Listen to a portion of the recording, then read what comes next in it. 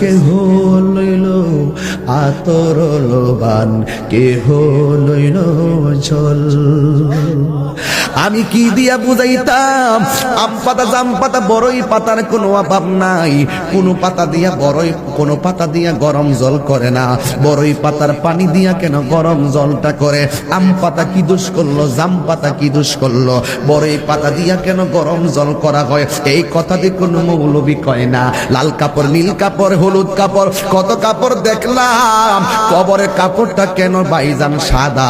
এই সাদা দিয়া কেন দাফন করা হয়? এই কথা দিয়ে পৃথিবীর কোনো মৌলবি কয় না রে।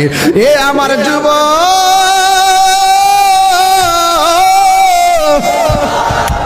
কি দিয়া বুঝাবো কবরটা কেমন ডেঞ্জারাস? কি দিয়া বুঝাবো মরণটা কত কঠিন? কি দিয়া বুঝাবো তাহিরের একটা দিন চলে যাওয়া মানে হলো আমার জীবন থেকে চিরদিনের জন্য দিনটা চলে গেছে।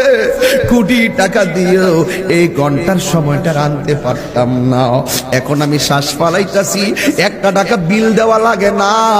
নদীর পারে হাওয়া খাই, বিল দেওয়া লাগে না। পল্লী বিদ্যুতের ফ্যান বাতাস খাইলে বিল দেওয়া লাগে। আইসিইউতে ঢুকে গেলে দিনে 50,000 টাকা গোনা লাগে।